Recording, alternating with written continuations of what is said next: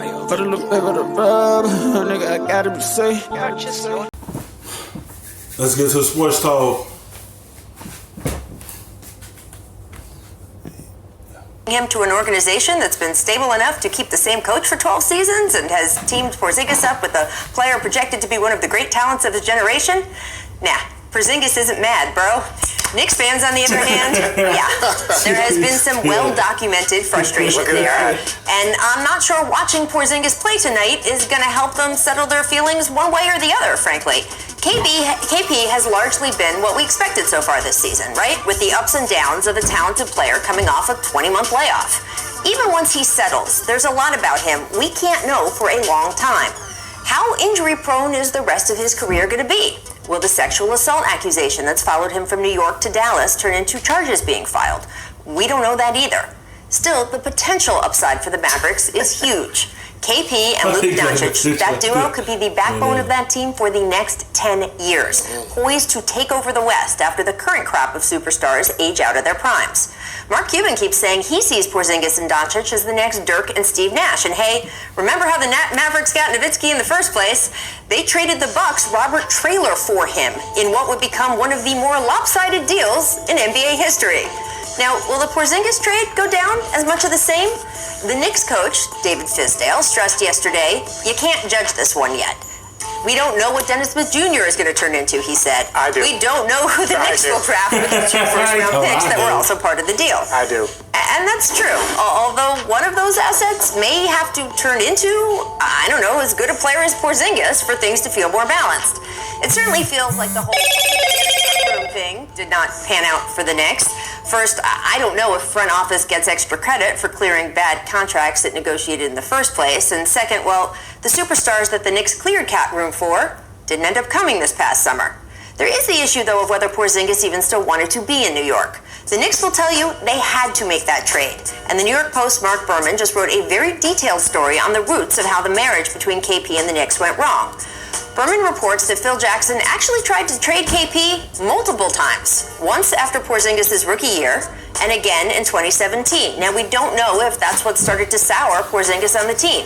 We do know Jackson publicly... You can't do that. That's why he probably won't out of New York. You can't try to trade your star player, your franchise, away and then be mad at him when he want to leave New York. You can't rub the player a wrong way. Why would you try to trade Porzingis? You know, after why he wanted to get out of there, but why would you do that?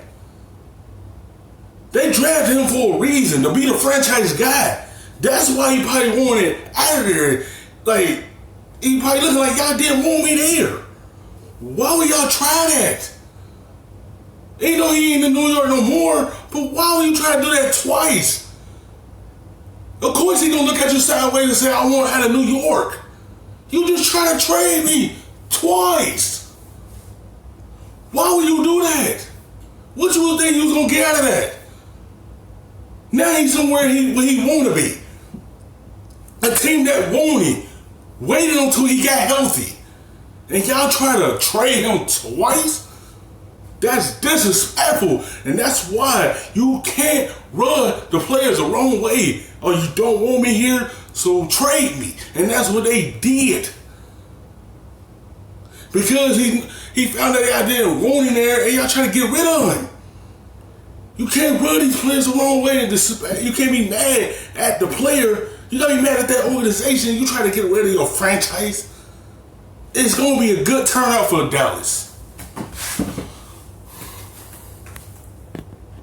Trashing Carmelo Anthony upset him, as did the team firing his favorite assistant coach. At the same time, they declined to hire his personal athletic trainer, the way many other teams do for their stars.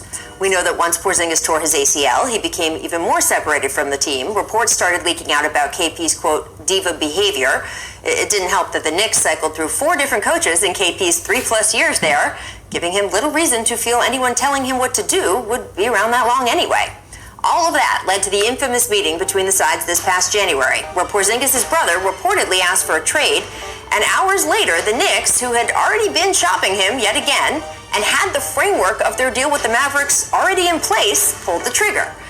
Fast forward to tonight, where all Knicks fans can do is watch KP play in another jersey and wonder what might have been. I guess it's kind of like Instagram stalking your ex, except it's in person with the whole NBA watching. Maybe that's its own revenge, after all.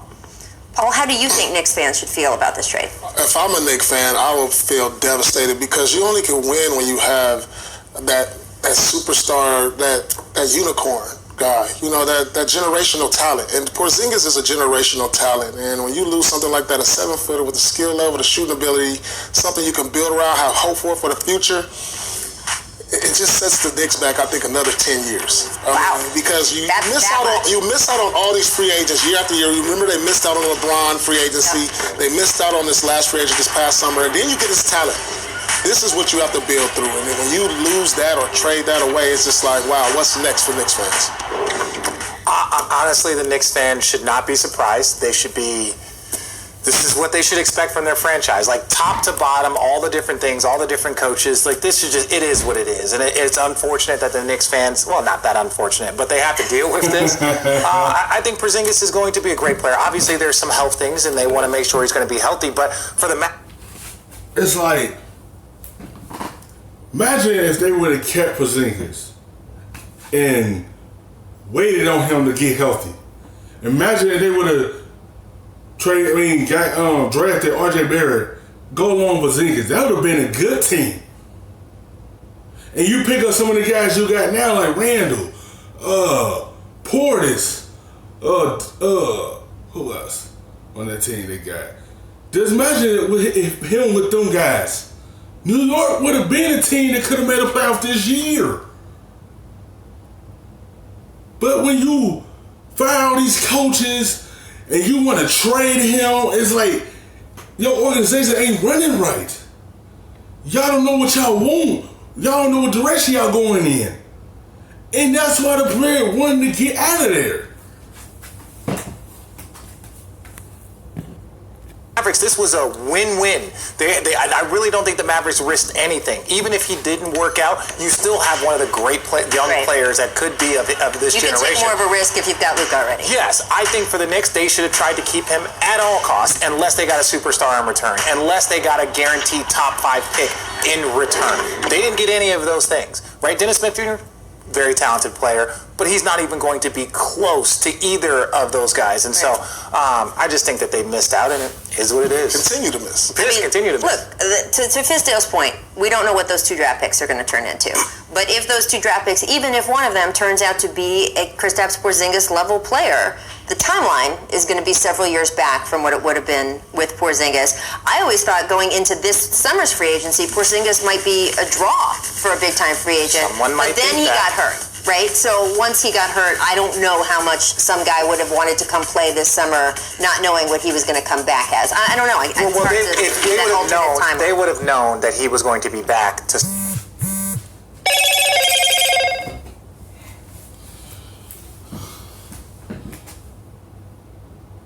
This is why players don't go to New York. Because they don't know what's there. You gotta have something that's gonna attract players there. When you don't have nobody to attract the players there, they ain't gonna go there. That's why everybody keeps saying bad ownership. You don't know what none of these picks are gonna turn out to be, but you gonna have to develop them to orient and make your team go. Of the season, right? The start of the season. So anybody coming in would have known. Like, understand, like Kyrie and KD. Kyrie still went to Brooklyn knowing that KD wasn't going to play for him a full year. I'm not putting Porzingis in the Kevin Durant category, but yes, I know what you mean. He's not Kevin Durant, but he is in that same mold of very unique player that people want to see and want to play with. Yeah. I mean, look, he is a player that was the unicorn. We talk about all these unicorns in the NBA. Yeah. Kevin Durant coined that nickname for Kristaps Porzingis. That is where that came from. He is a rare kind of player. And again, we'll find out how he ends up going. We already know how the cap space thing went because, yes, they will have more cap space again in 2021. Cap space forever. They signed short-term deals. But except for Porzingis himself, all the cap space they cleared would have been up by then anyway. So that's really becomes a wash. It's just sort of who are the players that they have. It's going to be interesting. It's good to have somebody that doesn't like the Knicks the way I do. I was going to say, you guys are turning me into a Knicks defender, which the internet will tell you does not happen very often. Why would you ever defend that? Thanks for watching ESPN on YouTube. For more sports highlights and analysis, be sure to